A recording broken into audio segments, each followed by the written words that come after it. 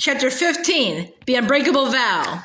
Snow was swirling against the icy windows once more. Christmas was approaching fast. Hagrid had already single-handedly delivered the usual 12 Christmas trees for the Great Hall.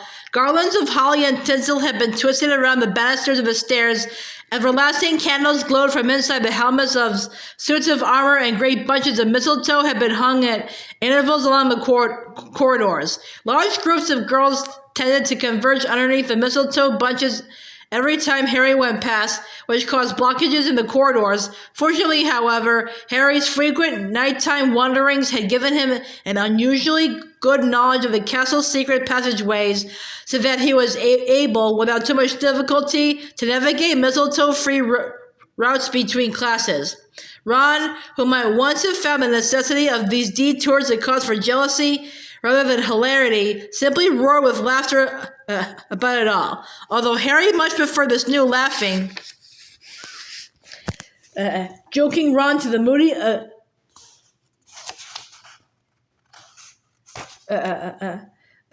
aggressive muddle he had been enduring for the last few weeks, the improved Ron came at a heavy price. Firstly, Harry had to put up with the frequent presence of Lavender Brown, who seemed to regard any moment that she was not kissing Ron as a moment wasted. And secondly, Harry found himself once more the best friend of two people who seemed unlikely ever to speak to each other again. Ron, whose hands and forearms still bore scratches and cuts from Hermione's bird attack, was taking a defensive and resentful tone. "She can't complain," he told Harry. "She snogged Crumb, so she's found out someone wants to snog me too. Well, it's a free country. I haven't done anything wrong." Harry did not answer, but pretended to be absorbed in the book they were supposed to have read before Charms next morning. Quintessence, a quest. Determined as he was to remain friends with both Ron and Hermione, he was spending a lot of time with his mouth shut tight. "I never promised Hermione anything," Ron mumbled. "I mean, all right, I was going to go to Slughorn's Christmas party with her, but she never said, just as friends. I'm a free agent." Harry turned a page of Quintessence, aware that Ron was watching him. Ron's voice tailed away in mutters, barely audible over the loud crackling of the fire, though Harry thought he caught the words "crumb" and "can't complain" again. Hermione's schedule was so full that Harry could only talk to her properly in the evenings, when Ron was, in any case, so tightly wrapped around Lavender that he did not notice what Harry was doing. Hermione refused to sit in the common room while Ron was there, so Harry generally joined her in the library, which meant that their conversations were held in whispers. He's at perfect liberty to kiss whomever he likes," said Hermione, while the librarian, Madame Pince, prowled the shelves behind them. "I really couldn't care less." She raised her quill and dilated an eye so ferociously that she punctured a hole in her parchment. Harry said nothing. He thought his voice might soon vanish from lack of use. He bent a little lower over advanced potion making and continued to make notes on everlasting elixirs, occasionally pausing to decipher the prince's useful additions to Libatius Borges' text. "And incidentally," said Hermione after a few moments, "you need to be careful." "For the last time," said Harry, speaking in a slightly hoarse whisper after 3/4 of an hour of silence, "I am not giving back this book. I learned more from the Half-Blood Prince than Snape or Slughorn have taught me in." "I'm not talking about your stupid so-called prince," said Hermione, giving his book a nasty look as though it had been rude to her. "I'm talking about earlier. I went into the girls' bathroom just before I came in here, and there were about a dozen girls in there, including that Romilda Vane, trying to decide how to slip you a love potion. They're all hoping they're going to get you to take them to Slughorn's party, and they all seem to have bought Fred and George's love potions, which I'm afraid to say probably work." "Why did you confiscate them then?" demanded Harry. It seemed extraordinary that Hermione's mania for upholding rules could have abandoned her at this crucial juncture. "They didn't have the potions with them in the bathroom," said Hermione scornfully. "They were just discussing tactics, as I doubt whether even the Half-Blood Prince," she gave the book another nasty look, "could dream up an antidote for a dozen different love potions at once. I just invite someone to go with you. That'll stop all the others thinking they've still got a chance. It's tomorrow night. They're getting desperate." There isn't anyone I want to invite, mumbled Harry, who was still trying to not to think about Ginny any more than he could help, despite the fact that she kept cropping up in his dreams in ways that made him devoutly thankful that Ron could not perform legitimacy. Well, just be careful what you drink, because Romilda Vane looked like she meant business, said Hermione grimly. She hitched up the long roll of parchment on which she was writing her arithmetic essay and continued to scratch away with her quill. Harry watched her with his mind a long way away.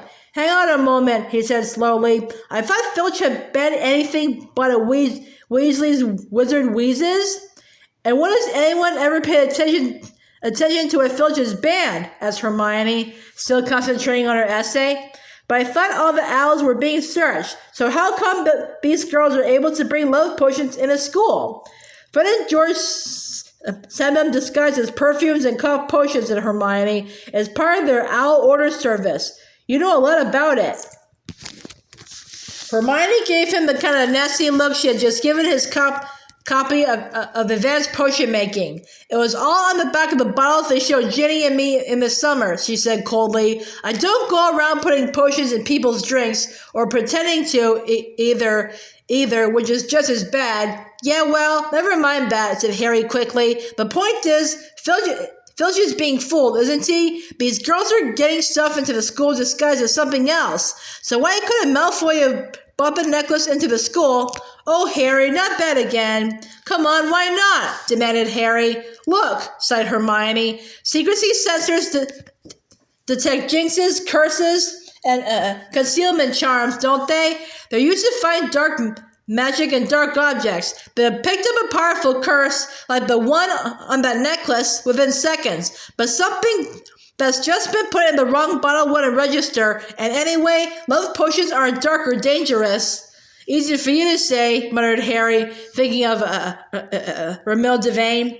So it would be down to Filch to realize it wasn't a cough potion, and he's not a very good wizard. I doubt he can tell one potion from. Hermione stopped dead. Harry had heard it too. Somebody had moved closely behind them among the dark bookshelves. They waited, and a moment later, the vulture-like countenance of Madame Pince appeared around the corner, her sunken cheeks, her skin like parchment, and her long hooked nose illuminated unflatteringly by the lamp she was carrying.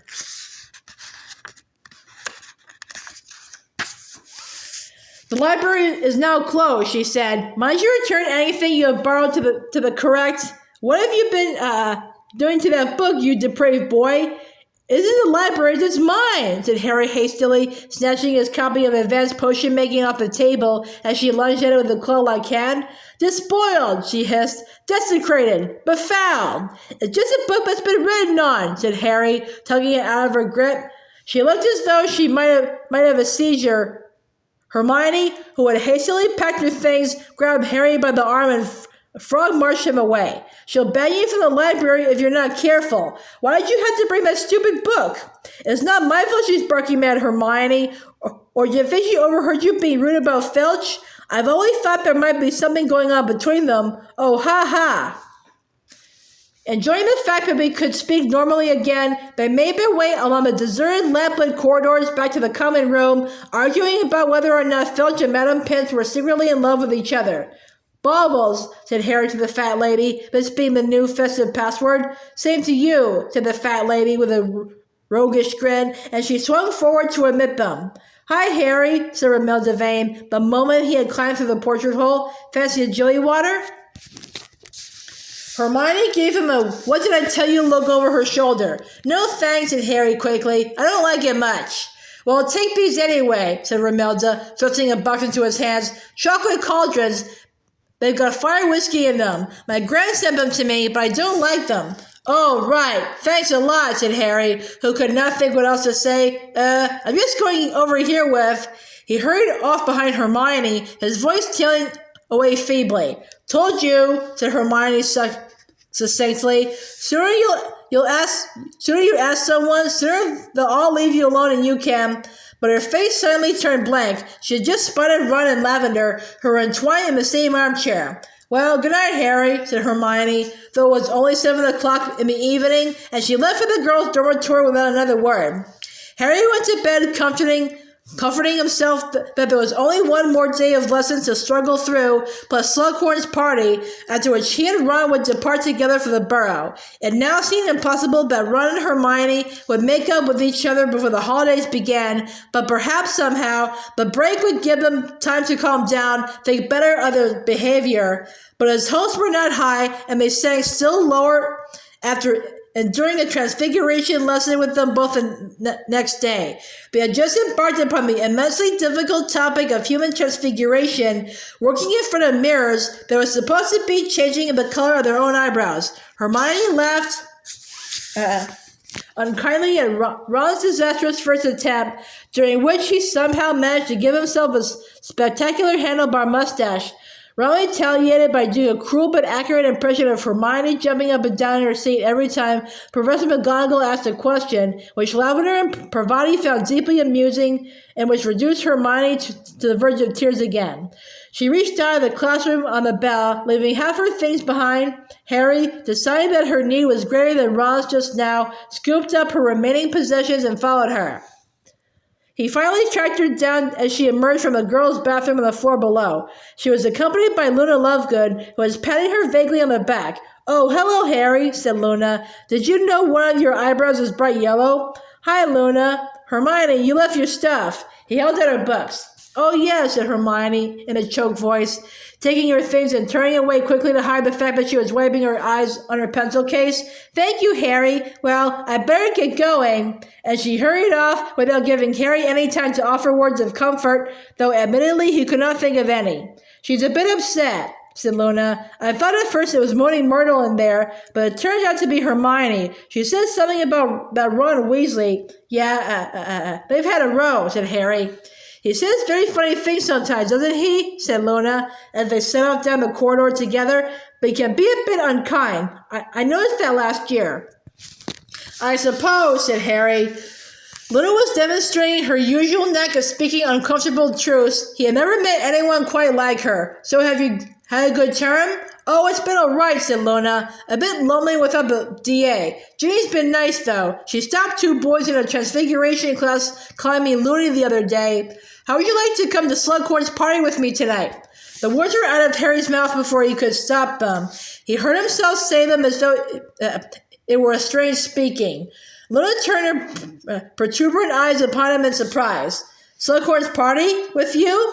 "Yeah," said Harry. "We're supposed to bring guests, so I thought you might he was keen to make his intentions perfectly clear. Just as friends, you know, but if you don't want to."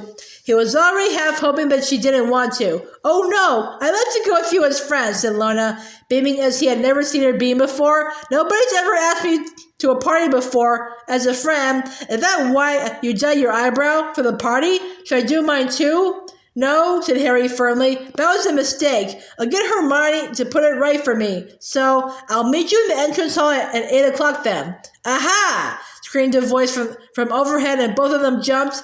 Unnoticed by either of them, they had just passed right underneath Peeves,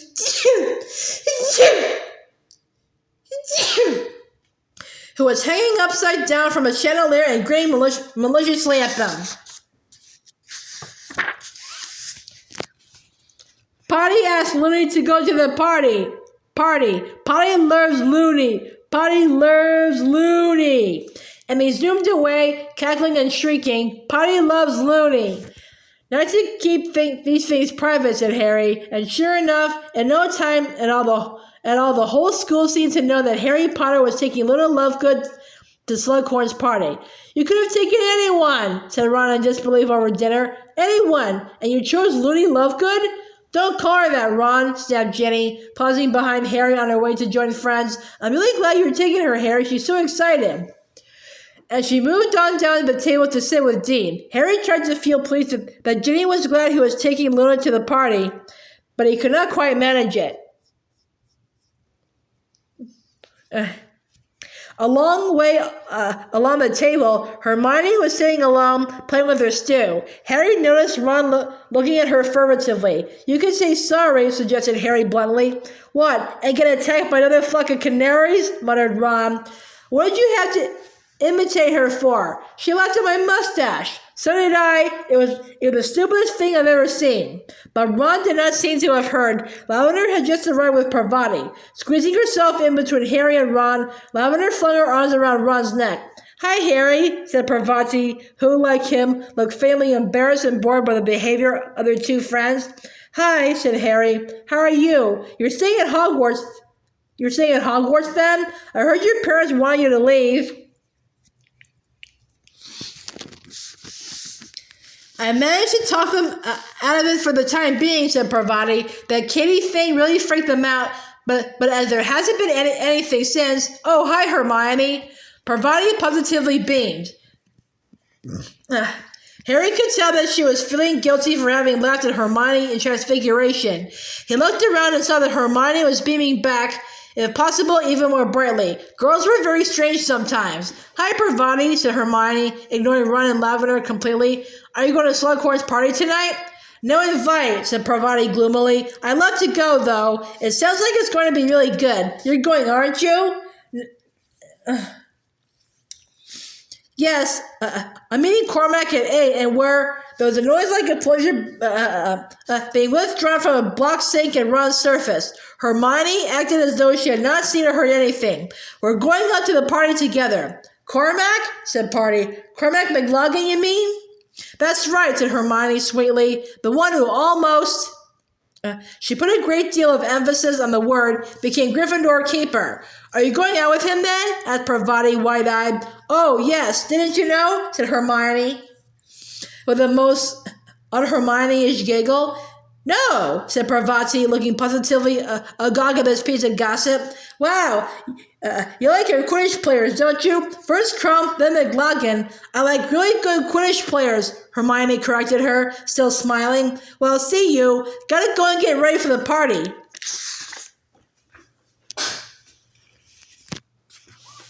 She left. At once, Lavender and Parvati put their heads together to discuss this new development with everything they had ever heard about McLagan and all they had ever guessed about Hermione. Ron looked strangely blank and said nothing. Harry was left to ponder in silence the deaths to which the girls would sink to get revenge.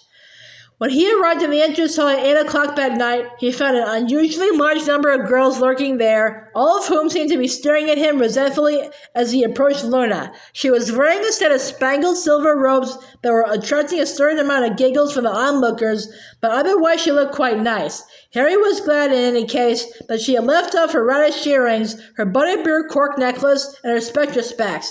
Hi, he said. Shall we get going then? Oh, yeah, she said happily. Where's the party?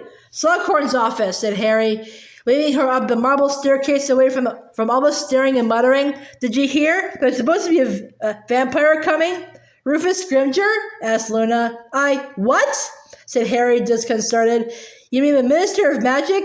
Yes, he's a vampire, said Luna matter-of-factly. Father wrote a very long article about it when Scrimgeour first took over from Cornelius Fudge, but he was forced not to publish by somebody from the ministry. Obviously, they didn't want the truth to get out. Harry, who thought it most unlikely that Rufus Scrimgeour was a vampire, but who was used to Luna repeating her father's bizarre views as though they were fact, did not reply. They were already approaching Slughorn's office, and the sounds of laughter, music, and loud conversation were growing louder with every step they took. Whether it had been built that way, or because he had used magical trickery to make it so, Slughorn's office was much larger than the usual teacher's study. The ceiling and walls had been draped with emerald, crimson, and gold hangings, so that it looked as though they were all inside a vast tent. The room was crowded and stuffy and bathed in the red light cast by an ornate golden lamp dangling from the center of the ceiling in which real fairies were fluttering, each a brilliant speck of light. Loud singing, accompanied by what sounded like mandolins, issued from a distant corner. A haze of pipe smoke hung over several elderly warlocks deep in conversation, and a number of house elves were negotiating their way squeakily through the forest of knees, obscured by the heavy silver platters of food they were bearing, so that they looked like little roving tables. Harry, my boy, boomed Slughorn, almost as soon as Harry and Luna had squeezed in through the door. Come in. So many people I'd like you to meet.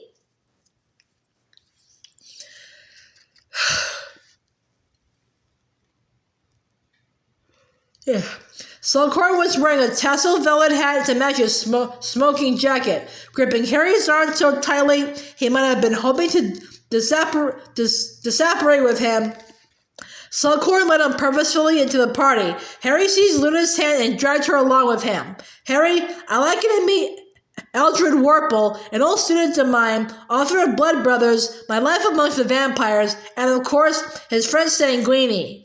Warple, who was a small, stout, bespectacled man, grabbed Harry's hand and shook it enthusiastically. The vampire Sanguini, who was tall and emaciated with dark shadows under his eyes, merely nodded. He looked rather bored. A gaggle of girls was standing close to him, looking curious and excited. Harry Potter, I am simply delighted, said Warple, peering short-sightedly up into Harry's face. I was saying to Professor Slughorn only the other day, we're the biography of Harry Potter for which we have all been waiting. Said Harry. Were you?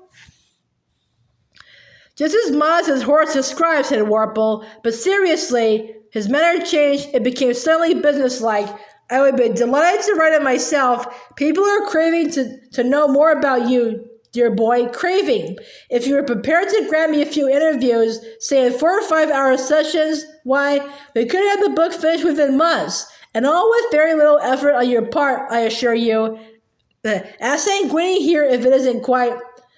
Sanguini, stay here, added Warple, silently stern, for the vampire had been edging toward the nearby group of girls, a rather hungry look in his eye. Here, have a pasty, said Warple, seizing one from a passing elf and stuffing it into Sanguini's hand before turning his attention back to Harry. My dear boy, the goal you can make, you have no idea. I'm definitely not interested, said Harry firmly, and I've just seen a friend of mine, sorry. He pulled Luna after him into the crowd. He had indeed just seen a long mane of brown hair disappear between what looked like 2 members of the Weird Sisters. Hermione! Hermione! Harry! There you are, thank goodness! Hi, Luna! What happened to you? Asked Harry, for Hermione looked distinctly disheveled, rather as though she had just fought her way out of the thicket of Devil's Snare. Oh!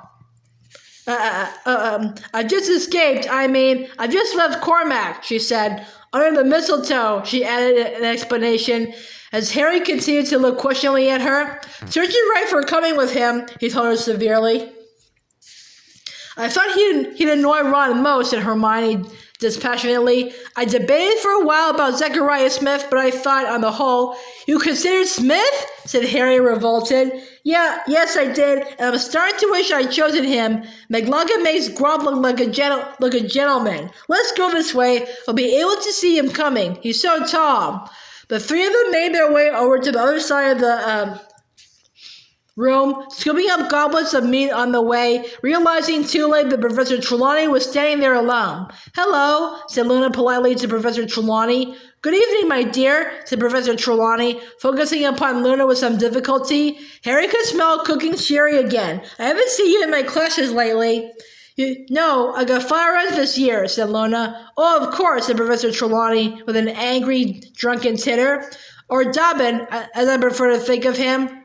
You would have thought, would you not, that now I am returned to the school, Professor Dumbledore might have got rid of the horse? But no, you share classes. It's an insult, frankly, an insult. Do you know? Professor Trelawney seemed too tipsy to have recognized Harry. Under cover of her furious criticisms of fire ends, Harry drew closer to Hermione and said, let's get something straight. Are you planning to tell Ron that you interfered at keeper tryouts? Hermione raised her eyebrows. Do you really think I'd stoop that low?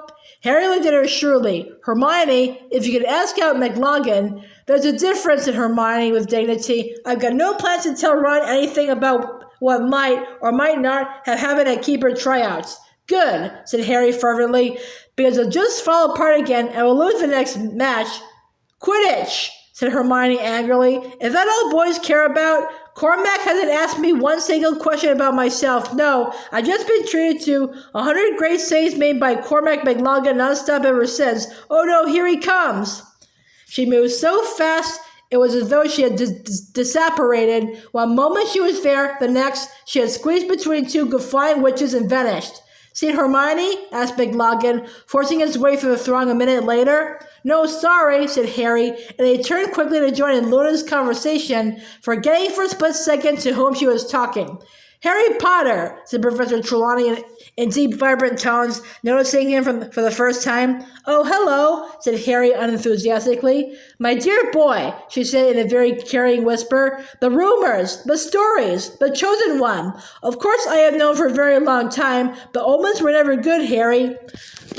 But why have you not returned to divination? For you, of all people, the subject is of the utmost importance." "Ah, Sybil, we all think our subject's most important," said a loud voice, and Slughorn appeared at Professor Trelawney's other side, his face very red, his velvet hat a little askew, a glass of meat in one hand and an enormous mince pie in the other. "But I don't think I've ever known such a natural at potions," said Slughorn, regarding Harry with a fond if bloodshot eye. "Instinctive, you know, like his mother. I've only ever taught a few with this kind of ability. I can tell you that, Sybil. Why even Severus?" And to Harry's horror, Slughorn threw out an arm and seemed to scoop Snape out of thin air toward them. "Stop skulking and come and join us, Severus," hiccuped Slughorn happily. "I was just talking about Harry's exceptional potion making. Some credit must go to you, of course. You taught him for 5 years. Trapped with Slughorn's arm around his shoulders, Snape looked down his hooked nose at Harry, his black eyes narrow. "Funny, I never had the impression that I managed to teach Potter anything at all." "Well then, it's a natural ability," shouted Slughorn. "You should have seen what he gave me. First lesson, drawing a living death. Never had a student produce finer on a first attempt. I don't think even you, Severus." "Really?" said Snape quietly, his eyes still boring into Harry, who felt certain disquiet. But the last thing he wanted was for Snape to start investigating the source of his newfound brilliance in potions. "Remind me what other subjects you're taking, Harry?" asked Slughorn. "Defense against the dark arts, charms, transfiguration, herbology. All the subjects required in short for an auror," said Snape with the faintest sneer. "Yeah, well, that's what I like to do," said Harry defiantly. "And a great one you'll make too," boomed Slughorn. "I don't think you should be an auror, Harry," said Luna unexpectedly. Everybody looked at her. "The aurors are part of the Rothfang conspiracy. I thought everyone knew that. They're working to bring down the Ministry of Magic from within, using a combination of dark magic and gum disease." Harry inhaled half his meat up his nose as he started to laugh. Really, it had been worth bringing Luna just for this. Emerging from his goblet, coughing, sopping wet but still grinning, he saw something calculated to raise his spirits even higher. Draco Malfoy being dragged by the ear toward them by Argus Filch. "Professor Slughorn," wheezed Filch, his jowls a quiver and the maniacal light of mischief detection in his bulging eyes, "I discovered this boy lurking in an upstairs corridor. He claims to have been invited to your party and to have been delayed in setting out. Did you issue him with an invitation?" Malfoy pulled himself free of Filch's grip, looking furious. "All right, I wasn't invited," he said angrily. "Trying to gatecrash. Happy?" "No, I'm not," said Filch, a statement at complete odds with a glee on his face. "You're in trouble, you are. Did the headmaster say that nighttime prowling's out unless you got permission, didn't he, eh?" "That's all right, Argus, that's all right," said Slughorn, waving a hand. "It's Christmas, and it's not a crime to want to come to a party. Just this once. We'll forget any punishment. You may stay, Draco." Filch's expression of outraged disappointment was perfectly predictable, but why, Harry wondered, watching him, did Malfoy look almost equally unhappy? And why was Snape looking at Malfoy as though both angry and, was it possible, a little afraid? But almost before Harry had registered what he had seen, Filch had turned and shuffled away, muttering under his breath. Malfoy had composed his face into a smile and was thanking Slughorn for his generosity, and Snape's face was smoothly inscrutable again. "It's nothing, said Slughorn, waving away Malfoy's thanks. I didn't know your grandfather at all, after all." He always spoke very highly of you, sir, said Malfoy quickly. Said you were the best potion maker he'd ever known. Harry stared at Malfoy. It was not the sucking up that intrigued him. He had watched Malfoy do that to Snape for a long time. It was the fact that Malfoy did, after all, look a little ill. This was the first time he had seen Malfoy close up for ages. He now saw that Malfoy had dark shadows under his eyes and a distinctly grayish tinge to his skin. I like a word with you, Draco, said Snape suddenly. Oh no, Severus, said Slughorn, hiccuping again. It's Christmas, don't be too hard. I'm his head of house, and I shall decide how hard or otherwise to be, said Snape curtly. Follow me, Draco. They left, Snape leading the way, Malfoy looking resentful. Harry stood there for a moment, irresolute, then said, I'll be back in a bit, Luna. Bathroom. All right, she said cheerfully, and he thought he heard her as he hurried off into the crowd, resumed the subject of the Rodfang conspiracy with Professor Trelawney, who seemed sincerely interested. It was easy, once out of the party, to pull his invisibility cloak out of his pocket and throw it over himself, for the corridor was quite deserted. What was more difficult was finding Snape and Malfoy. Harry ran down the corridor, the noise of his feet masked by the music and loud talk still issuing from Slughorn's office behind him. Perhaps Snape had taken Malfoy to his office in the dungeons, or perhaps he was escorting him back to the Slytherin common room. Harry pressured his ear against door after door as he dashed down the corridor until, with a great jolt of excitement, he crouched down to the keyhole of the last classroom in the corridor and heard voices. Cannot afford mistakes, Draco, because if you are expelled, I didn't have anything to do with it, all right? I hope you were telling the truth, because it was both clumsy and foolish. Already you are suspected of having a hand in it. Who suspects me? Said Malfoy angrily. For the last time, I didn't do it, okay? The Bell girl must have had an enemy no one knows about. Don't look at me like that. I know what you're doing. I'm not stupid, but it won't work. I can stop you. There was a pause and then Snape said quietly, Aunt Bellatrix has been teaching you occlumency, I see. What thoughts are you trying to conceal from your master, Draco? I'm not trying to conceal anything from him. I just don't want you butting in. Harry pressed his ears still more closely against the keyhole. What had happened to make Malfoy speak to Snape like this? Snape, toward whom he had always shown respect, even liking. So that is why you have been avoiding me this term? You fear my interference? You realize that had anybody else failed to come to my office when I had told them repeatedly to be there, Draco? So put me in detention. Report me to Dumbledore, jeered Malfoy.